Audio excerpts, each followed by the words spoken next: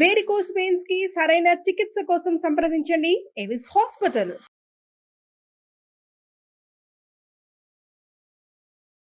నేను డిగ్రీ అయిపోయిన వెంటనే మా చుట్టాల్లో అబ్బాయి అనేసి పెళ్లి చేశారు మేడం.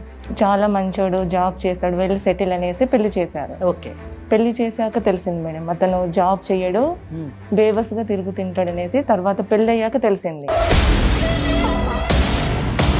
టార్చర్ చేసేవాడు, కొట్టేవాడు మేడం, మాటలతోనే చిత్రహింసలు పెట్టేవాడు మేడం. ఆ టార్చర్ భరించలేక నేను చచ్చిపోవాలనేసి అనుకున్నాను మేడం.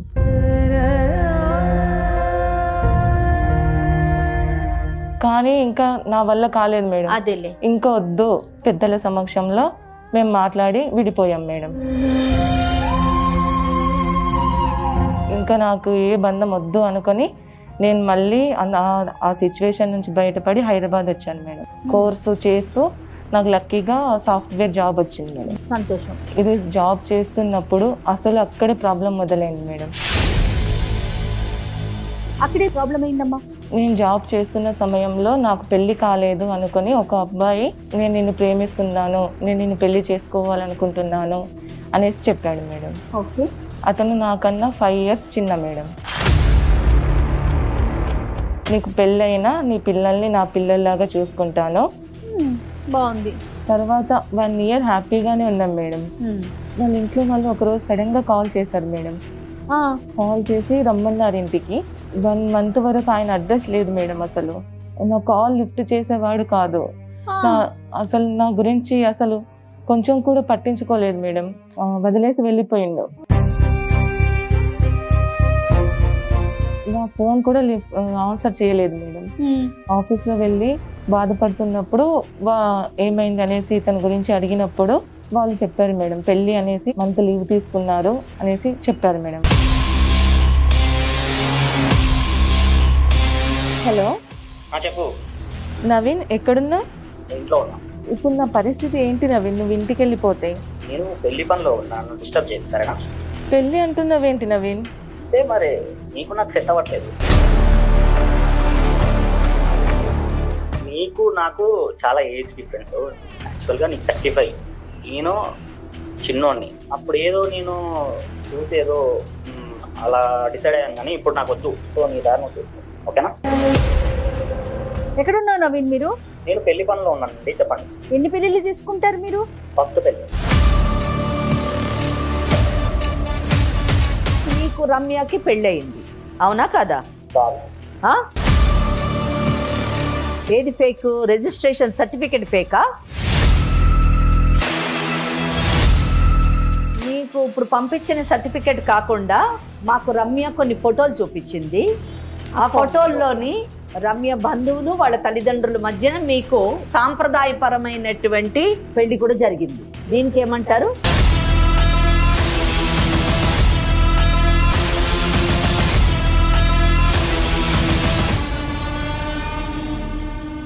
ఎవిస్ హాస్పిటల్ సమర్పించు లీగల్ అడ్వైస్ కార్యక్రమానికి స్వాగతం. నాతో పాటు అడ్వకేట్ వెంకటేశ్వరి గారు ఉన్నారు. నమస్తే అమ్మా. అమ్మ, సాధారణంగా ఎవరైనా సరే జీవితంలో ఒక్కసారి మోసపోతారు. కానీ మన దగ్గరికి ఒక అమ్మాయి వచ్చిందమ్మా, తన జీవితంలో 2 సార్లు మోసపోయి ఇంకా అసలు నాకు ఈ జీవితమే వద్దు, నా వల్ల కావట్లేదు, నేను ఇంతటితో ఆగిపోదాం అనుకుంటున్నాను, తనువు ఛాలెంజ్ చేయాలనుకుంటున్నాను అన్నట్లుగా వచ్చి నన్ను కలిసింది. అట్లా కాదమ్మా, ఒకసారి మాట్లాడదాము, మేడం ఉన్నారు, నీకు తగిన సలహాలు సూచనలు ఇస్తారు, నువ్వు ఎలా ముందుకు వెళ్ళాలో చెప్తారు అనేసి నేను చెప్పాను. చదువుకొని అంటే మన ముందు తరం ఆ ముందు తరాలను చూస్తే వాళ్ళకి చదువు తక్కువ ఉంటుంది, కానీ ఆత్మస్థైర్యం ఎక్కువ ఉంటుంది, చాలా ఎక్కువ. ఇప్పుడు అమ్మాయిల్లోని చదువు ఉంటుంది, సంపాదన ఉంటుంది, కానీ ఆత్మస్థైర్యం తక్కువ ఉంటుంది. అంతేకాకుండా సమాజంలో వచ్చినటువంటి సమస్యలను ఎదుర్కోవడానికి భయపడిపోతున్నారు. అమ్మాయిలు ముఖ్యంగా సమాజంలో వచ్చేటటువంటి సమస్యల్ని, అలాగే తమ జీవితంలో తలెత్తేటటువంటి సమస్యల్ని ఎదుర్కొనే స్థాయికి ఎదిగినప్పుడే నిజానికి రియల్ ఎంపవర్మెంట్, మహిళా సాధికారత అదేనేమని నేను అనుకుంటున్నాను. 100% true. It's golden words. Right. మరి అమ్మాయితో ఒకసారి మాట్లాడదాం. నమస్తే అమ్మా, నీ పేరేంటి? నమస్తే. నా పేరు Ramya madam. Okay. Advocate Venkateswari అమ్మ. నమస్తే మేడం. నేను ప్రాపర్ ఖమ్మం మేడం. 15 years అవుతుంది మేడం నా మ్యారేజ్ అయ్యి. ఓకే. 2 పిల్లలు మేడం, ఒక బాబు ఒక పాప. నేను డిగ్రీ అయిపోయిన వెంటనే మా చుట్టాల్లో అబ్బాయి అనేసి పెళ్లి చేశారు madam. Arranged marriage. Arrange marriage. Very good. చాలా మంచోడు, జాబ్ చేస్తాడు, వెళ్ళి సెటిల్ అనేసి పెళ్లి చేశారు. ఓకే. పెళ్లి చేశాక తెలిసింది మేడం అతను జాబ్ చేయడు, బేవస్గా తిరుగుతుంటాడు అనేసి. తర్వాత పెళ్లి అయ్యాక తెలిసింది.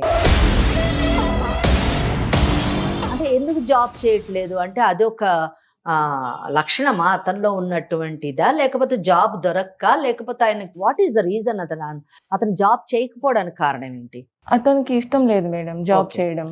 ఎందుకంటే జయ మీరు చూడండి, మనిషికి చాలా అవలక్షణాలు ఉంటాయి. అమ్మా ఏ లక్షణమైన అవలక్షణమైన భరించవచ్చు, ఒక తాగుబోతునన్నా భరించవచ్చు, ఇంకేమన్నా భరించవచ్చు, కానీ మనిషిలో బద్ధకం అన్నది ఉండి అమ్మో.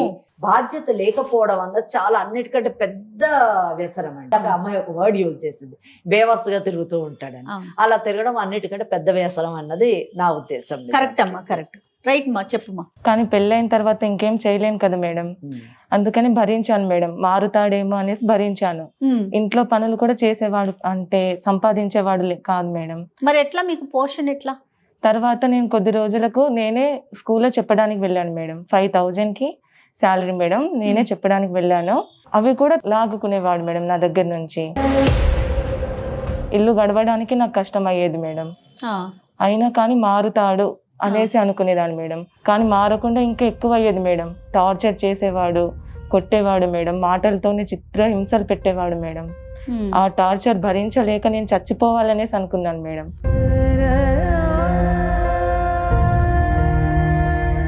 తల్లిదండ్రులు లేరా అండి అతనికి? మీ అత్తమామ లేరా? ఉన్నారు మేడం. మరి వాళ్ళు ఏం చెప్పేవారు కదా? వాళ్ళేం చెప్పేవారు కాదు మేడం. కొడుకుకే మీరు సపరేట్ గా ఉండేవారు? మేము సపరేట్ ఉండేవాళ్ళం మేడం. వాళ్ళేమి మందలించేవారు కాదు? కాదు మేడం. వాళ్ళకి మీరు చెప్పారా కనీసం? చెప్పాను మేడం. అత్తమామ ఏమనేవారు? మీ ఇష్టం, మీకు మేము ఇచ్చేసాం కదా, మీరు సపరేట్ గా మీరు ఏడవండి. లిటరల్లీ అలా చెప్పేవారు మేడం. ఓకే. కానీ తర్వాత అసలు మారకపోగా మళ్ళీ ఎక్కువ చేసేవాడు మేడం. చిత్రహింసలు ఎక్కువ చేసేవాడు. అనుమానం, ఎప్పుడు అనుమానం అన్ని ఉండేది. అవలక్షణాలు ఉన్నాయి. ఇదంతా తట్టుకునేదాన్ని మేడం. ఎందుకంటే పిల్లలు ఉన్నారు మేడం. పిల్లలు కూడా ఉన్నారా? పిల్లలు ఎంతమంది ఉన్నారు. పిల్లలు? 2 మేడం. 7 years బాబు, 5 years పాప మేడం. అబ్బా, ఓకే. మా ఇంటికి వెళ్ళి మళ్ళీ డబ్బులు కావాలి, కట్నం కావాలి, ఇంకా నాకు తక్కువ ఇచ్చారు, నాకు ఇంకా కావాలి అనేసి వాళ్ళని కూడా కొట్టాడు మేడం. కాదమ్మా, 7, 5 years ఇద్దరు పిల్లల్ని పెట్టుకొని కూడా ఇంకా మారకుండా ఇంకా కొట్టడం, ఇంకా ఎన్ని సంవత్సరాలు భరిస్తావు? అది కాదు, ఇక్కడ మీరు గమనించదగ్గ విషయం ఏంటంటే 7 years బాబు ఉన్నాడంటే 8 years అయి ఉంటుంది మ్యారేజ్ అయ్యి. 8 సంవత్సరాలు ఈమె భరించడం అది విచిత్రం కదా.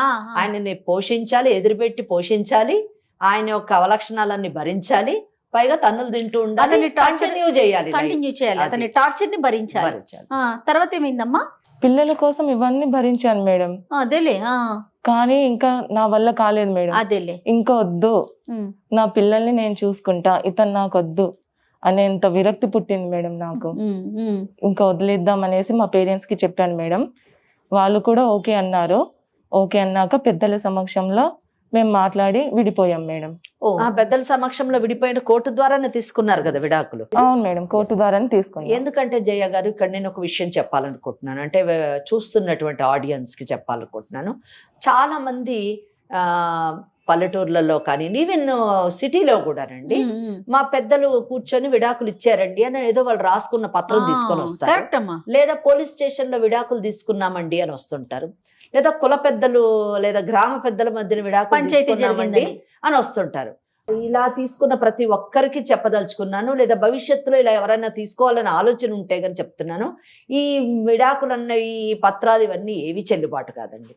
ఒక న్యాయవాదులకి విడాకులు ఇచ్చే అధికారం లేదు, కుల పెద్దలకి విడాకులు ఇచ్చే అధికారం లేదు, లేదా పోలీస్ వ్యవస్థకి విడాకులు ఇచ్చే అధికారం లేదు, లేదా ఇంట్లోని పెద్ద మనుషులు, బంధువులు, ఈడ తల్లిదండ్రులు, వాళ్ళ తల్లిదండ్రులు విడాకులు ఇచ్చేటటువంటి అధికారం లేదు, లేదా మనలాంటి ఇటువంటి కార్యక్రమాల్లోని విడాకులు ఇచ్చేటటువంటి అధికారం లేదు. కేవలమును న్యాయ వ్యవస్థకు మాత్రమే విడాకులు తీసుకునేటటువంటి ఇచ్చేటటువంటి అధికారం ఉంది. సో అలా తీసుకున్నటువంటి విడాకులు మాత్రమే లీగల్ గా వ్యాలిడ్ డైవర్స్ అంటారు. అప్పుడే ఇంకొక పెళ్లి చేసుకునేటటువంటి అవకాశం ఉంటుంది, కానీ లేకపోతే మాత్రం ఏ చిత్తు పేపర్ కూడా విడాకులుగా కన్సిడర్ చేయబడదు, అది చెల్లుబాటు కాదు. ఇది నేను ఈ అవేర్నెస్ నేను పబ్లిక్ ఇవ్వాలని అనుకుంటున్నాను, అందుకే చెప్పాను నేను. తప్పకుండా అమ్మా. Yes. ఇంకా అంతవరకు నయం. చట్ట ప్రకారం డివోర్స్ అంతే. తీసుకున్నారు. Yes. సరేనమ్మా, తర్వాత ఏం జరిగింది? తర్వాత మేమిద్దరం విడిపోయాం. పిల్లల్ని ఇంకా చూసుకోవాలి కదా మేడం, ఇంకా నాకు తప్పదు కదా మేడం. వాళ్ళ భవిష్యత్తు బాగుండాలి అనేసి నేను ఇంకా ఏ రిలేషన్ వద్దు, అదే ఇంకా నాకు ఏ బంధం వద్దు అనుకొని నేను మళ్ళీ ఆ సిచ్యువేషన్ నుంచి బయటపడి హైదరాబాద్ వచ్చాను మేడం. సూపర్. హైదరాబాద్ వచ్చి ఎంసీఏ చేశాను మేడం. కోర్సు చేస్తూ నాకు లక్కీగా సాఫ్ట్వేర్ జాబ్ వచ్చింది మేడం. సంతోషం. ఇది జాబ్ చేస్తున్నప్పుడు అసలు అక్కడే ప్రాబ్లం మొదలైంది మేడం.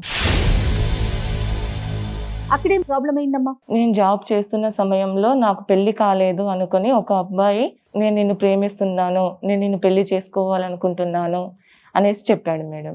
ఓకే. అతను నాకన్నా 5 years చిన్న మేడం. నీకు పెళ్లి అయింది, ఇట్లా 2 పిల్లలు ఉన్నారన్న విషయం చెప్పావా? తెలియదు మేడం, ఫస్ట్ అతనికి తెలీదు. తెలియకుండానే నన్ను ఇష్టపడ్డాడు. ప్రేమిస్తున్నా అనేసి చెప్పిండు మేడం. అతను ఇష్టపడ్డాను అనేసి చెప్పిన తర్వాత నేను వద్దు, నాకు పెళ్ళయింది, 2 పిల్లలు ఉన్నారు అనేసి నేను చెప్పాను మేడం. Very good. చెప్పాక ఒక 10 days నాకు కనిపించలేదు మేడం, మాట్లాడలేదు. 10 days నాకు కనిపించలేదు. తర్వాత మళ్ళీ ఒక రోజు వచ్చి నీకు పెళ్ళైనా నీ పిల్లల్ని నా పిల్లల్లాగా చూసుకుంటాను, నేను నిన్ను హ్యాపీగా చూసుకుంటాను, నువ్వు ఇప్పుడు ఎలాగో మీ హస్బెండ్తో కలిసి లేవు కదా, నేను నిన్ను చూసుకుంటాను హ్యాపీగా అనేసి అన్నాడు మేడం. బాగుంది. నా పిల్లల స్కూల్లో కూడా ఫాదర్ సిగ్నేచర్ కూడా ఇతందే ఉంది మేడం. హ్యాపీగా చూసుకునేవాడు మా పిల్లల్ని. పెళ్లి చేసుకున్నారా? పెళ్లి చేసుకున్నాం మేడం. ఇటు మీ సైడ్ అటు వాళ్ళ సైడ్ ఇద్దరికి తెలిసే చేసుకున్నారమ్మా? లేదు మేడం, లేదా? వాళ్ళ సైడ్ తెలియదు, వాళ్ళ పేరెంట్స్ కి తెలియదు మేడం. మా పేరెంట్స్ కి తెలుసు, ఆయన మా చుట్టాలకు తెలుసు మేడం, వాళ్ళ పేరెంట్స్ కి తెలియదు. వాళ్ళ తరపున అసలు ఎవరికి, బంధువులు ఎవరికి తెలీదా? తెలియదు మేడం. ఎందుకు తెలీదు? చెప్పలేదు అతను? చెప్పలేదు మేడం. ఎందుకు Time- చెప్పలేదు? ఇప్పుడు నేను చిన్నవాడిని కదా, నాకు టైం ఉంది, నేను తర్వాత చెప్తాను, నేను ఒప్పిస్తాను అనేసి అన్నాడు మేడం. కానీ మీరు ఒప్పించిన తర్వాత చేసుకోమని చెప్పాలి కదా, మీ నేను సేఫ్టీ చెప్పాను గురించి. మేడం, నేను చెప్పాను అయినా కానీ ఎందుకంటే వినలేదు మేడం. పెద్దవాళ్ళకి తెలియకుండా పెళ్లి చేసుకుంటే మీకు ఏ పార్టీ భద్రత ఉంటుంది చెప్పండి అవును మేడం. కదా. రేపటి రోజున ఏదన్నా ప్రాబ్లం వస్తే ఎవరిని అడుగుతారు మీరు? మీరు నేను ఆ చెప్పాను కండిషన్ మేడం. పెట్టాల్సింది కదా. తల్లిదండ్రులకు చెప్పు, వాళ్ళ సమక్షంలోనే పెళ్లి చేసుకోనన్ను అని చెప్పాలి. మరి మ్యారేజ్ రిజిస్టర్ చేసుకున్నారా? చేసుకున్నాను మేడం. ఓకే. ఓకే. సర్టిఫికేట్ కూడా ఉంది మేడం మరి. Super. Okay, very good. Very good అమ్మా. తర్వాత పిల్లల్ని నన్ను హ్యాపీగా చూసుకునేవాడు మేడం. తర్వాత ఒక్క రోజు సడన్ గా వాళ్ళ పేరెంట్స్ కాల్ చేశారు మేడం. ఎన్ని రోజులు కలిసి ఉన్నారు మీరు? 1 year మేడం. అతనికి మీకేం పిల్లలు లేరు? లేరు మేడం. ఓకే, ఎందుకంటే నా పిల్లల్నే అతని పిల్లల్లాగా చూసుకుంటానే వెరీ గుడ్. అది ముందే చెప్పాడు, మిమ్మల్ని ఇంప్రెస్ చేయడానికి చెప్పిన మాటలు అవి మొదట కదా. అవును మేడం. ఎందుకంటే పిల్లల్ని ఎరవేస్తేనే మీరు వస్తారు కదా. రైట్. తర్వాత 1 year హ్యాపీగానే ఉన్నాం మేడం. వాళ్ళ ఇంట్లో వాళ్ళు ఒక రోజు సడన్ గా కాల్ చేశారు మేడం. కాల్ చేసి రమ్మన్నారు ఇంటికి. నిన్న? లేదు మేడం, ఆయన్ని. ఈమె ఎవరో తెలియదు, ఈమె ఉన్నదని తెలియదు కదా వాడికి. చెప్తే ఇద్దరిని రమ్మన్నారా అని ఒక కాదు. హ్యాపీనెస్ లో అడుగుతాను నేను. లేదు మేడం, ఆయన్ని రమ్మన్నారు, ఆయన వెళ్ళాడు మేడం. వెళ్ళాక ఒక 1 month వరకు ఆయన అడ్రస్ లేదు మేడం. అసలు నా కాల్ లిఫ్ట్ చేసేవాడు కాదు. అసలు నా గురించి అసలు కొంచెం కూడా పట్టించుకోలేదు మేడం, వదిలేసి వెళ్ళిపోయిండు. ఓకే. కొద్ది రోజుల తర్వాత నేను వెళ్ళి ఆఫీస్లో వెళ్ళి బాధపడుతున్నప్పుడు ఏమైంది అనేసి ఇతని గురించి అడిగినప్పుడు వాళ్ళు చెప్పారు మేడం, పెళ్ళి అనేసి 1 month లీవ్ తీసుకున్నారు అనేసి చెప్పారు మేడం వాళ్ళు. అంటే ఇప్పుడు తిని చెప్పేదాని ప్రకారం అమ్మా అతను ప్లాంట్ గానే వెళ్ళాడు. ప్లాంట్ ఏముంది, వాళ్ళ ఇంట్లో పెళ్లి కుదిరింది, పెళ్లికి వెళ్ళాడు. ఆయనకు అన్ని తెలుసు, ఈమెకు తెలీదు, ఈమెను ఫూల్ చేశాడు అంతే. సింపుల్ థింగ్ అండి. అమ్మాయిలు ఎదుట వాళ్ళు మాట్లాడే విధానం బట్టి వాళ్ళు నమ్మిస్తున్నారా, మోసం చేస్తున్నారా, లేదా వీళ్ళు నమ్మకస్తులా కాదా అని తెలుసుకునేటటువంటి మెచ్యూరిటీ లెవెల్స్ కూడా వాళ్ళకి రావాలి. ఎందుకంటే ఇక్కడ మీరే చూడండి, కేసు ప్రజెంట్ చేసేటప్పుడు నాకు అర్థమైపోయింది నిజం చెప్పాలంటే. అందుకే నేను ఇందాక అన్నాను, పిల్లల్ని ఎర చూపిస్తేనే కానీ నువ్వు పడవు కదమ్మా అని అన్నాను. మరి దానికి కారణం ఏంటంటే ఆ అబ్బాయి ఏమో చదువుకున్నవాడు, సాఫ్ట్వేర్ ఉద్యోగం చేస్తున్నవాడు, తినకంటే 5 సంవత్సరాలు చిన్నవాడు, ఒక కుటుంబం ఉంది, పెళ్లి చేసేటటువంటి అవకాశం ఉంది, పెళ్లి కుదిరేటటువంటి అవకాశం ఉంది. ఇటువంటి పరిస్థితుల్లో 2 పిల్లలు ఉన్నటువంటి ఒక మహిళని పెళ్లి చేసుకోవాల్సిన అవసరం ఇతనికి లేదు. అంతే ఫస్ట్ బిగినింగ్ లో కూడా ఈమె పరిచయం అయినప్పుడు ఈమెకి పెళ్ళైన విషయం తెలియదు అని చెప్పేసి ఈమె అనుకుంది, కానీ ఆయనకు అన్ని తెలుసు. అంతే, పెళ్ళయింది తెలుసు, పిల్లలు ఉన్నారని తెలుసు, అన్ని తెలుసు. ఓన్లీ ట్రాప్ చేయాలనుకున్నాడు, చేశాడు. అంటే ఉట్టిగా పెళ్లి చేసుకుంటాను ఇలా అని చెప్తే పడిపోయే రకం కాదు అని లొంగే రకం కాదు అని తెలుసుకొని పెళ్లి అనేటటువంటి ఒక సెంటిమెంట్ తో కట్టి ఆమెని ఫూల్ ని చేయాలనుకున్నాడు. నీ పిల్లల్ని నేను చూసుకుంటానని మళ్ళీ ఒక పెద్ద ఇది చేయడం. సో ఇక్కడ చూసారా 2 కేసుల్లో కూడా అంటే మొదట ఉన్నటువంటి భర్త వాడు ఇర్రెస్పాన్సిబుల్, వీడు ఇంకా ఇర్రెస్పాన్సిబుల్. అది అందుకే నేను చెప్పానమ్మా, జీవితంలో 2 సార్లు ఓడిపోయింది, మోసపోయింది. రైట్. తర్వాత ఏమైందమ్మా? నెక్స్ట్ తెలిసినప్పుడు నేను వెళ్ళాను మేడం వాళ్ళ ఇంటికి. వాళ్ళ ఇంటికి వెళ్ళావా? అవును. అక్కడికి వెళ్ళేసరికి వాళ్ళందరూ చుట్టాలు పెళ్లి పనులు అంతా మొదలు పెట్టారు మేడం. నేను వెళ్ళేసరికి ఎవరు అనేసి నన్ను అడుగుతున్నారు. ఆయన ఫ్రెండ్ అని చెప్పాడు మేడం. నన్ను పక్కకు తీసుకెళ్ళి, నువ్వు అంటే నాకు ఇష్టం లేదు, నేను నిన్ను వదిలేస్తున్నా, నువ్వు ఇక్కడ నుంచి వెళ్ళిపో అనేసి అన్నాడు మేడం. ఎందుకు ఇష్టం లేదంటే మరి సంవత్సరం పాటు కలిసి ఉన్నాడు కదా. అదే మేడం, నేను నీ పిల్లల్ని చూసుకోలేను, నిన్ను చూసుకోలేను, నాకు మంచి సంబంధం వచ్చింది, నేను తననే చేసుకుంటాను, నువ్వు ఇక్కడ నుంచి వెళ్ళిపో అనేసి అన్నాడు మేడం. నిలకడలేని వ్యక్తిత్వం. అంతే. ఈ రోజు నువ్వు నచ్చుతావు, రేపు ఇంకోళ్ళు నచ్చుతారు, ఎల్లుండి ఇంకోళ్ళు నచ్చుతారు. సో 1 సంవత్సరం క్రితం ఈమె నచ్చింది, ఈమెతో అవసరం తెచ్చుకున్నాడు. ఈ రోజు మంచి సంబంధం వచ్చింది, ఈ అమ్మాయిని చేసుకున్నాడు. ఒకవేళ ఇంతకంటే ఇంకో మంచి సంబంధం వస్తే ఆ అమ్మాయి దగ్గర కూడా వెళ్ళేటటువంటి అవకాశం ఉంది. సో నిలకడలేనటువంటి వ్యక్తిత్వంతో ఉన్నటువంటి వ్యక్తిని ఈమె నమ్మడం ఈమెకు దురదృష్టం. నేను ఇంకా వచ్చేసాను మేడం అక్కడి నుంచి. వాళ్ళ తరపున పేరెంట్స్ తో గానీ వాళ్ళ బంధువులతో గానీ ఎవరైనా మాట్లాడేవా నువ్వు? లేదు మేడం, నాకు ఇంకా ఏం చేయాలో అర్థం కాలేదు మేడం. ఎందుకంటే నేను ఫస్ట్ మోసపోయి ఉన్నాను.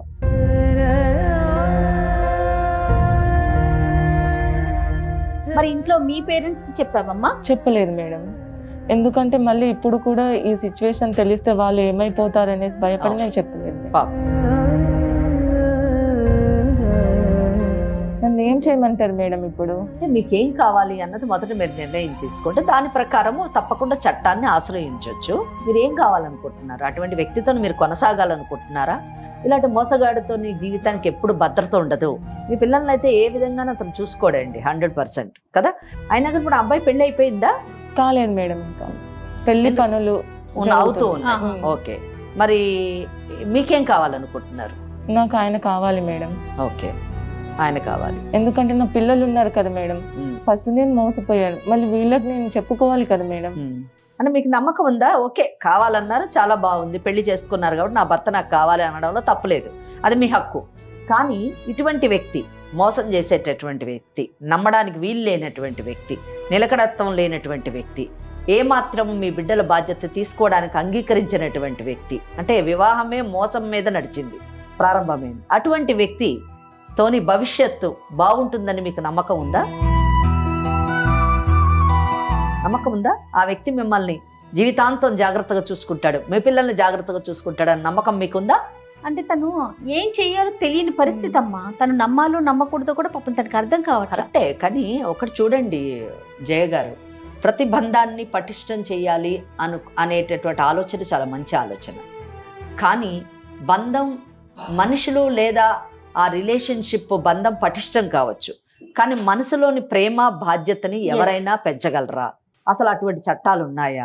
అటువంటి యంత్రాలు ఏమన్నా ఉన్నాయా అన్నది మనం ఆలోచించదగినది. ఎందుకంటే ఈ కేసులోని దురదృష్టకరం ఏంటంటే, అంటే ప్రతి కేసులో కూడా నిర్లక్ష్యం చేసేటటువంటి ప్రతి భర్త కానివ్వండి, భార్య కానివ్వండి, బాధ్యతారాహిత్యంగా ప్రవర్తించడాన్ని సరిదిద్దడానికి కౌన్సిలింగ్ కానివ్వండి, లేదా నయానో భయానో చట్టం ద్వారానో మనం సరిదిద్దుతూ ఉంటాం. కానీ మనిషి పట్ల మనిషికి బాధ్యత కానివ్వండి, మనిషి పట్ల మనిషికి ప్రేమాపేక్షలు పెంచడం కానివ్వండి జరుగుతాయా అన్నది ఆలోచించినప్పుడు అది చాలా రేరెస్ట్ కేసు అనే చెప్పాలి. కానీ 100% జరుగుతుంది అని చెప్పడానికి లేదు. నేను ఇక్కడ ఈ కేసులో ఎందుకు ఇంత డిఫరెంట్గా అంటే, సాధారణంగా ఎప్పుడైనా ఎవరైనా కలపాలి అంటే ఫస్ట్ నేనే కలపాలి అని అంటాను. కానీ ఈ కేసులో చూసారా, ఇక్కడ పెళ్లి ఒక మోసం అండి. పెళ్లి ఇష్టంతో చేసుకున్నది కాదు. ఈ అమ్మాయి ఫ్రెష్ కేసు అయితే ప్రేమించాడు, వెనకబడ్డాడు, పెళ్లి చేసుకున్నాడు అంటే ఒక అర్థం ఉంది.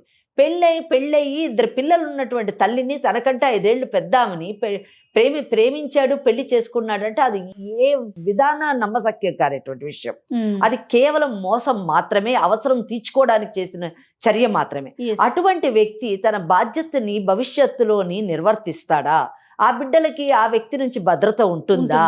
ఈమెకు భద్రత ఉంటుందా? ఈ జీవితం కొనసాగుతుందా అనేటటువంటి ప్రశ్నలు చాలా నా మైండ్లో తలెత్తాయి. కాబట్టి ఆ అమ్మాయిని అడుగుతున్నాను, పర్వాలేదు మేడం, ఎలా ఉన్నా పర్వాలేదు, పెళ్ళంటూ అయ్యింది కాబట్టి సమాజం గురించి అయినా నాకు ఒక ప్రొటెక్షన్ గురించి అన్నా ఉండాలి, కంటిన్యూ చేయాలనుకుంటున్నాను, ప్రొటెక్ట్ చేయండి మేడం అంటే అది వేరే విషయం.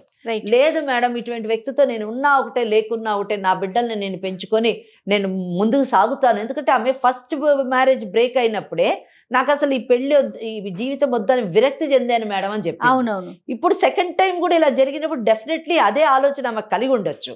కానీ ఆ ఆలోచనకి సొల్యూషన్ నేను ఏదో సూసైడ్ లేదా అవి కాదు, కానీ ఒక పట్టుదల రావాలి. సమాజంలోనే నేను బ్రతకగలను, నా బిడ్డల్ని పెంచుకోగలను, ఇటువంటి మోసపూరితమైన వ్యక్తులతో భవిష్యత్తు ఏంటి, అంధకారం మాత్రమే అనే ఆలోచన కూడా మహిళల్లో రావాలండి, అమ్మాయి. సో ఆ ఆలోచనలో ఉందా, లేదు ఇతనితోనే కొనసాగుతుందా అనేటటువంటి దాంట్లో క్లారిటీ ఉంటే ఏ విధంగా అతన్ని మనం వెనక్కి తీసుకురావచ్చు చట్టం ద్వారా అన్నది నేను చెప్తాను. ఏమ్మా ఏంటి? నా పిల్లల కోసమైనా నేను కలిసి ఉండాలి మేడం. చాలా సంతోషం అండి, ఈమె మంచి నిర్ణయం తీసుకుంది జయ గారు. ఎందుకంటే పిల్లల గురించి నాకు ఆయన కావాలి అని అడిగింది. ఎందుకంటే తండ్రి లేనటువంటి బిడ్డలు ఎటువంటి మానసిక క్షోభకి లోనవుతారు, సమాజంలో వారు ఎన్ని అవమానాలను పొందుతారు అన్న విషయాన్ని ఆమె గమనించడం చాలా గొప్ప విషయమే. రెండోది, భర్త లేకపోతే సమాజంలోని ఆమె ఎటువంటి అగచాట్లు పడాల్సి వస్తుంది, ఎటువంటి అవమానాలకు లోను కావాల్సి వస్తుంది అన్న విషయాన్ని కూడా ఆమె గుర్తించింది. ఈ రెండింటిని దృష్టిలో పెట్టుకొని భర్త కావాలని కోరుకుంటుంది. కాబట్టి మీరు ఒక్కసారి అతనితో మాట్లాడండి. అతను ఆ మాటలు మనం చెప్పినటువంటివి అంటే అతను ఏమంటాడో, అతను ఎందుకు ఈ అమ్మాయిని వద్దనుకుంటున్నాడు, అసలు ఈ అమ్మాయి తరఫున ఏమన్నా తప్పులు ఉన్నాయా అన్న విషయం మనం తెలుసుకోవాలి. తప్పకుండా తప్పకుండా. మరొకసారి కాల్ చేద్దామమ్మా. Okay madam. ఓకే. హలో చెప్పు నవీన్, ఎక్కడున్నా? ఇంట్లో ఉన్నా. ఇప్పుడు నా పరిస్థితి ఏంటి నవీన్? నువ్వు ఇంటికి వెళ్ళిపోతే నేను పెళ్లి పనిలో ఉన్నాను, డిస్టర్బ్ చేయకు సరేనా? పెళ్లి అంటున్నావేంటి నవీన్? అంతే మరి, నీకు నాకు సెట్ అవ్వట్లేదు. ఎందుకు? ముందు చెప్పావు కదా నువ్వు, నాకు మాట కూడా ఇచ్చావు కదా నువ్వు, నన్ను బాగా చూసుకుంటా అని. అవును, అప్పుడెప్పుడు అన్నాను, అది అనుకున్నాను, బట్ కుదరట్లేదు. నీకు నాకు కుదరట్లేదు. అది అప్పుడు తెలియదా నీకు? నీకు నాకు చాలా ఏజ్ డిఫరెన్స్. యాక్చువల్ గా నీకు 35, నేను చిన్నోడిని. నేను నీకు ముందే చెప్పాను కదా నవీన్. అప్పుడు ఏదో నేను అలా డిసైడ్ అయ్యాను, కానీ ఇప్పుడు నాకు వద్దు. ఇప్పుడు నన్ను ఏం చేయమంటావు? నీకు ఆల్రెడీ 2 పిల్లలు ఉన్నారు, అది అయిపోయింది. కానీ ఇప్పుడు నాకు వద్దు, నీ దారి నువ్వు చూసుకో, ఓకేనా? నాకు పెళ్ళయిందని తెలుసు, నాకు 2 పిల్లలు ఉన్నారని కూడా నీకు తెలుసు. నేను ముందే చెప్పాను. మాకు పెళ్లి కూడా లీగల్ గానే అయింది కదా, మళ్ళీ ఇప్పుడు ఎందుకు నన్ను వద్దంటున్నావు? ఇప్పుడు ఏం చేద్దాం? నేను సుమన్ టీవీకి వచ్చాను మేడం, నాకు ఏదో ఒకటి చెప్పండి మేడం, నాకైతే కావాలి మేడం అతను. ఏం పేరు అన్నావమ్మా? నవీన్. నమస్తే అమ్మా నవీన్. ఎవరు మీరు? అమ్మా నా పేరు జయ. ఇది సుమన్ టీవీ లీగల్ అడ్వైజ్ అనే ప్రోగ్రామ్ నుంచి నేను మాట్లాడుతూ ఉన్నాను. నాతో పాటు అడ్వకేట్ వెంకటేశ్వరి గారు ఉన్నారు. ఓకే, రమ్య మా స్టూడియోకి వచ్చింది తనకి న్యాయం చేయాలని. ఆ విషయంగా నీకు కాల్ చేశామమ్మా. నవీన్, నువ్వు ఒక 5 నిమిషాలు టైం ఇస్తే ఒక్కసారి నీతో మాట్లాడతాం. ఏం న్యాయం చేస్తారండి? ఏం న్యాయం చేస్తాము, ఏం అన్యాయం జరిగిందో మాట్లాడదాం, సరేనా? నువ్వు కొంచెం ఓపికగా వినగలిగితే, స్టార్టింగ్ లోనే నువ్వు ఏం న్యాయం చేస్తావని అడిగితే, నువ్వు చాలా న్యాయం చేసావు కదా, ఆ న్యాయం గురించి ఒకసారి మాట్లాడదాం. ఎక్కడున్నావు నవీన్ మీరు? మీకు పెళ్ళయిందా? నేను పెళ్లి పనిలో ఉన్నానండి, చెప్పండి. ఎన్ని పెళ్లిళ్ళు చేసుకుంటారు మీరు? ఫస్ట్ పెళ్లి. ఫస్ట్ పెళ్ళా? ఇదే నీ మొదటి పెళ్లి అంతే? అవును మేడం. అవునా? మరి రమ్య అని ఆ అమ్మాయితో పెళ్లి చేసుకున్నావని, 1 సంవత్సరం పాటు కాపురం చేశావని, రిజిస్టర్ ఆఫీసులో కూడా రిజిస్టర్ అయ్యిందని ఆ పేపర్లు కూడా చూసామమ్మా. అది నువ్వు కాదా అయితే? ఇది నీది వాట్సాప్ నెంబరే కదా, దీనికి మా టీం పంపిస్తారు. ఒక్కసారి ఆ ప్రూఫ్ ఏంటో నువ్వు చూద్దు గాని. నాతో పాటు అడ్వకేట్ వెంకటేశ్వరి గారు ఉన్నారు, ఒక్కసారి మాట్లాడమ్మా. నవీన్, మీరు ప్రూఫ్ అడిగారు కదా, మీకు రమ్య అన్న అమ్మాయి తెలుసా? తెలుసు మేడం. ఎలా పరిచయము? తను నాకు ఆఫీస్ కొలీగ్. ఆఫీస్ లో పరిచయం. ఎంతకాలం నుంచి పరిచయము? 2 years మేడం. 2 years. ఆ అమ్మాయికి పిల్లలు ఉన్నారా? ఉన్నారు మేడం. ఉన్నారు. 2 పిల్లలు ఉన్నారు. వాళ్ళు మీకు పుట్టారా? లేదు మేడం. ఎవరికి పుట్టారు? ఏమో తెలియదు. అంటే ఆమె భర్తకు పుట్టారా లేకపోతే మీకు తెలియదా? నాకు తెలియదు మేడం. మీకు తెలియదు. సరే, పిల్లలు ఉన్నారు. ఓకే, మీకు తెలియదు. సరే, ఒక్కటి మాత్రం మీకు తెలుసు అనుకుంటున్నాను, మీకు రమ్యకి పెళ్ళయింది, అవునా కదా? కాదు, ఫేక్ మేడం అది. ఏది ఫేక్? Registration certificate ఫేకా? అమ్మ ఒక్క నిమిషం, మన వాళ్ళని అడుగుతాను. అమ్మ సర్టిఫికేట్ పంపించారా? గని పంపించారా? రైట్, ఒక్కసారి చూసుకోమనండి అమ్మ. మీకు వచ్చినటువంటి ఇప్పుడు వాట్సాప్లో పంపించాము ఆ మ్యారేజ్ రిజిస్ట్రేషన్ సర్టిఫికేట్లో మీకు రమ్యకి పెళ్ళైనట్టుగా ఉంది. మీకు ఇప్పుడు పంపించిన సర్టిఫికేట్ కాకుండా మాకు రమ్య కొన్ని ఫోటోలు చూపించింది. ఆ ఫోటోల్లోని రమ్య బంధువులు వాళ్ళ తల్లిదండ్రుల మధ్యన మీకు సాంప్రదాయపరమైనటువంటి పెళ్లి కూడా జరిగింది. దీనికి ఏమంటారు? అవును మేడం. మరి ఇది సీక్రెట్ మ్యారేజ్ ఎలాగైంది? మీకు వినండి, మీకు సాంప్రదాయమైన వివాహం జరిగింది. అలాగే మీరు సంవత్సరం నుంచి వైవాహిక జీవితాన్ని గడుపుతున్నారు. నేను ముందు అడిగిన ప్రశ్నలన్నిట్లోని అంటే ఆమె వయసు చిన్నది అన్నది మీకు తెలుసు, ఆమెకు ముందు పెళ్ళయింది అన్న విషయము తెలుసు, ఆమెకి 2 పిల్లలు ఉన్నారు అన్న విషయము తెలుసు, మీరిద్దరూ 22 ఏళ్ల నుంచి పరిచయస్తులు అన్న విషయము తెలిసింది. మీకు పెళ్ళయి ఈమెతోని పెళ్ళయి 1 year అయింది అని తెలిసింది. సో నేను చేసిన క్రాస్ ఎగ్జామినేషన్లో మొత్తం వాస్తవాలు బయటకు వచ్చాయి. ఆ అమ్మాయి మాకేం చెప్పిందో అవన్నీ మీ చేత నేను చెప్పించాను. ఇటువంటి పరిస్థితుల్లోని మీరు ఒక సాఫ్ట్వేర్ కంపెనీలో పనిచేస్తున్నారు కదా, అవునా కదా? అవును మేడం. ఏం చదువుకున్నారు? MBA చేశారు. సరే, ఒకటి చెప్పండి నవీన్, మనకి ఒక చట్టం ఉంది, తెలుసా మీకు ఆ సంగతి? తెలియదు. చట్టం అసలు దేశానికి చట్టం ఉందన్న తెలియదా? తెలుసు మేడం. తెలుసు కదా, దాన్ని గౌరవిస్తారా మీరు? సో మనకున్నటువంటి చట్టం ప్రకారము ఒక పెళ్లి అయిన తర్వాత ఆ పెళ్లి రద్దు కాకుండా ఆ భార్య బ్రతికుండగా ఇంకొక వివాహం చేసుకోకూడదు. అలా చేసుకున్నటువంటి వ్యక్తికి 8 నుంచి 10 ఏళ్ల మటుకు శిక్ష పడుతుంది. అది ఫస్ట్ థింగ్. కనుక మీరు మీ రమ్యతోని చేసుకున్నటువంటి వివాహం ఇంకా పరిగణలో ఉండగా ఇంకొక వివాహం చేసుకొని ఒక క్రిమినల్ కేసులో పడి మీ ఉద్యోగాన్ని పోగొట్టుకొని మీ యొక్క జీవితాన్ని పోగొట్టుకోవాలనేటటువంటి నిర్ణయం తీసుకుంటారా, లేదా చేసుకున్నటువంటి వివాహాన్ని గౌరవించి రమ్యతోని మీ యొక్క వైవాహిక జీవితాన్ని గడుపుతారా అన్న నిర్ణయం మీరు తీసుకోవాలి. ఇది ఫస్ట్ థింగ్. రెండోది, రమ్య చట్టం కంప్లీట్గా ఆమెకు సపోర్టివ్గా ఉంది ఈ కేసులో. ఎందుకంటే ఆమె ఈరోజు మీరు పెడుతున్నటువంటి మానసిక శోభకి లోనయ్యి ఆమె మీ పైన గృహహింసా చట్టాన్ని ఇన్వోక్ చేసి సెక్షన్ 12 ఆఫ్ DVC యాక్ట్ ప్రకారము 12 నుంచి ఆమె మీ ఇంటికి అంటే మీ అమ్మ నాన్న అంటే వాళ్ళ అత్తగారు మామగారు ఉన్నటువంటి ఇంటికి వచ్చి ఆమె రెసిడెన్షియల్ ఆర్డర్ తీసుకొని వచ్చి ఆ ఇంట్లో ఉండొచ్చు. రెండోది, ఒకవేళ మీరు ఆమెను కొట్టి తిట్టి బయటకు పంపిస్తాము అనేటటువంటి ఆలోచన వెంటనే వస్తే అది కూడా రావడానికి వీలు లేదు అని చెప్పడానికి ఆమె ప్రొటెక్షన్ ఆర్డర్ తీసుకోవచ్చు. మూడవది, మేము తిండి పెట్టము, ఆమె తిండి లేకపోతే ఇంకేం చేస్తుంది, ఇంట్లోంచి బయటకు వెళ్ళిపోతుంది అనే ఆలోచనలో కానీ మీరుంటే అది కూడా జరగదు అని చెప్పడానికి ఆమె భరణాన్ని క్లెయిమ్ చేయొచ్చు. ఇంకా ముందుకు ఇంకొక అడుగు ముందుకేసి ఆమె యొక్క పరువు తీస్తాము, ఆమెను మెడబెట్టి బయటకు గెంటుతాము, 10 మందిలో ఆమెను అవమానిస్తాము, లేదా వాళ్ళ తల్లిదండ్రులను అటాక్ చేస్తాము అనేటువంటి పిచ్చి ఆలోచనలు కానీ ఏమన్నా చేస్తే దానికి గాను ఆమె మీ దగ్గర నుంచి డ్యామేజెస్ క్లెయిమ్ చేయొచ్చు. ఇలాగా ఇన్ని విధాల ఇన్ని కేసులు మిమ్మల్ని చుట్టుముట్టితే ఎటు చూసినా కానీ మీకు కానీ మీ తల్లిదండ్రులకు కానీ అన్నదమ్ములకు కానీ అక్కచెల్లులకు కానీ ఎవరన్నా కానివ్వండి అసలు ఇక భవిష్యత్ అంటూ ఉండదు. జీవితం అంతా అంధకారం, జీవితం అంతా ఒకటి కోట్లు చుట్టూ తిరుగుతూ ఆ ఇచ్చేటటువంటి వాళ్ళు అంటే మీకు ఇప్పుడు ఎవరో పెళ్లి సంబంధం కుదిరిందన్నారు కదా, వాళ్ళకి మీకు పెళ్ళయి భార్య ఉందన్న సంగతి తెలిసి ఉండకపోవచ్చు. ఇప్పుడు మేము మీ రిజిస్ట్రేషన్ సర్టిఫికేట్ని మీకు మీ పెళ్లి ఫోటోగ్రాఫర్ని అన్నీ వాళ్ళకి పంపిస్తాం. అవి చూసిన తర్వాత కూడా వాళ్ళ అమ్మాయిని మీకు ఇచ్చి పెళ్లి చేశారంటే వాళ్ళకంటే మూర్ఖులు లేరు. వాళ్ళు వాళ్ళ అమ్మాయి యొక్క గొంతు కోయడానికి సిద్ధమయ్యారు అని అర్థం చేసుకోవాలి మనం. కనుక మీకు ఏ విధంగా కూడా పెళ్ళి అయ్యేటటువంటి అవకాశం లేదు. మీకు పెళ్లి అయ్యింది, ఈయన వేరే పెళ్లి చేసుకోవడానికి ప్రయత్నిస్తున్నాడు అని ఆమెకు పబ్లిక్ నోటీస్ కూడా ఇచ్చేటటువంటి అవకాశం ఉంది. కనుక పిచ్చి వేషాలు వేయకుండా ఒక చదువుకున్నటువంటి వ్యక్తిగా, ఒక యంగ్స్టర్గా వైవాహిక జీవితాన్ని గడపడానికి సిద్ధమయ్యి వివాహ బంధానికి విలువనివ్వండి, మన చట్టాన్ని గౌరవించండి. లేని పక్షంలోని చాలా మీ జీవితం అస్తవ్యస్తమై అంధకారం అయిపోతుంది.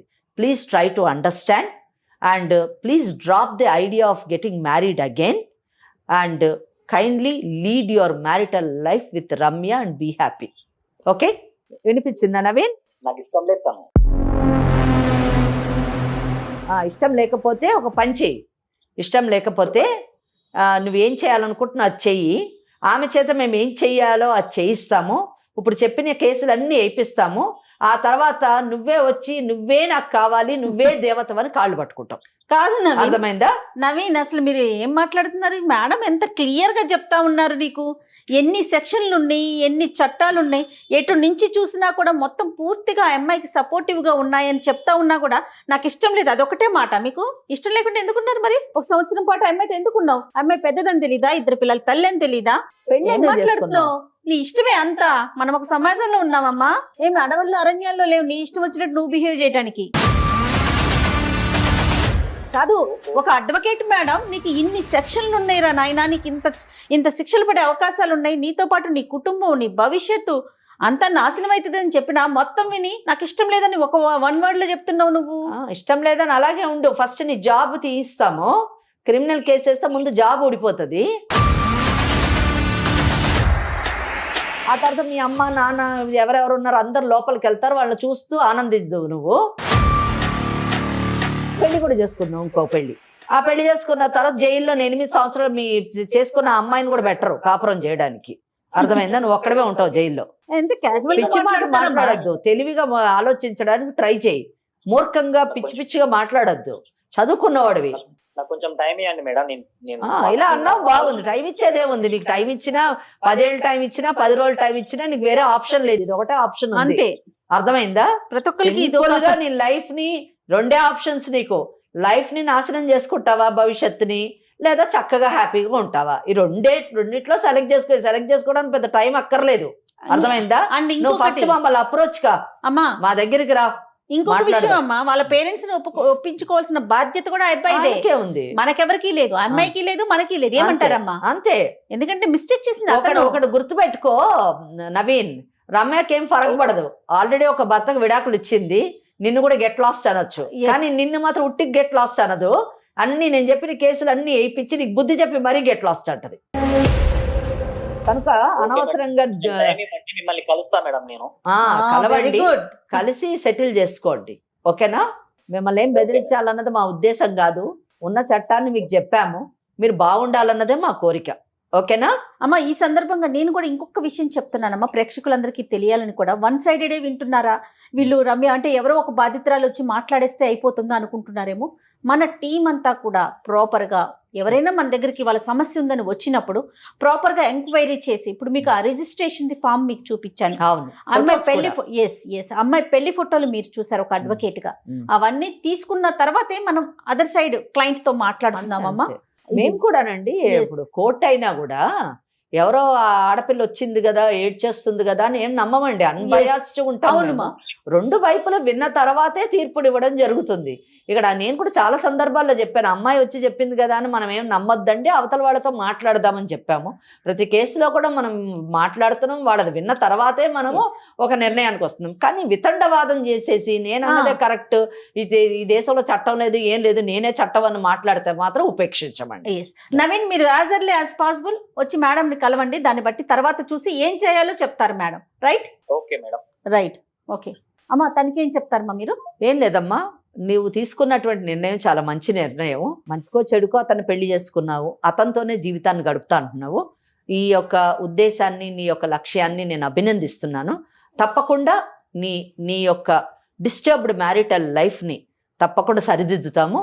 అతన్ని రమ్మన్నాం కదా, మా దగ్గరికి వచ్చిన తర్వాత మంచి కౌన్సిలింగ్ ఇచ్చి అతనికి చట్టం అంటే ఏంటో చెప్పి తను తీసుకునేటటువంటి నిర్ణయం మీ ఇద్దరి భవిష్యత్తు బాగుండేటట్టు మీ పిల్లలతో పాటు అలాగే చూస్తాము. తన భవిష్యత్తు పాడు చేసుకోవద్దని అతనికి నచ్చజెప్తాము. నీ యొక్క జీవితాన్ని సరిదిద్దడానికి ఈ legal advice programme Suman TV వాళ్ళది, ఈ ప్రోగ్రాం ద్వారా నీ జీవితాన్ని సరిదిద్దుతాము. అయితే ఒకటి, నువ్వు కూడా ప్రతి ఒక్కరిని నమ్మడం మానేసేయాలి. మానేసి నువ్వు కూడా నీ భర్తని, అంటే ఇప్పుడు నవీన్ని ఎంత మటుకు ఒకటి మంచి రిజిస్టర్ మ్యారేజ్ చేసి మంచి నిర్ణయం తీసుకున్నావు. అలాగే భవిష్యత్తులో కూడా నువ్వు ఏ నిర్ణయం తీసుకున్నా కానీ కాస్త ఆలోచించి నిర్ణయం తీసుకో. అతనితోని నువ్వు జీవితంలో మంచిగా ఉండి నీ పిల్లల యొక్క బాధ్యతని నిర్వర్తించి వాళ్ళ ఒక మంచి పౌరులుగా తీర్చిదిద్దాలి. అదే నువ్వు చేయాల్సిన పని. అమ్మ, నీ జాబ్ మాత్రం జాగ్రత్త తల్లి. ఈ పనుల్లో పడి నీ జాబుని నెగ్లెక్ట్ చేయకు, అదే నీకు అస్త్రం. సరేనా? ఓకే అమ్మా, నమస్తే అమ్మా. థ్యాంక్ యూ సో మచ్ అమ్మా, నమస్తే. కాళ్లలో నొప్పి, నరాల వాపు వంటి లక్షణాలతో బాధపడుతున్నారా? వెరికోస్ వెయిన్స్ లో అత్యాధునిక చికిత్స ఏవిస్ వాస్కులర్ సెంటర్.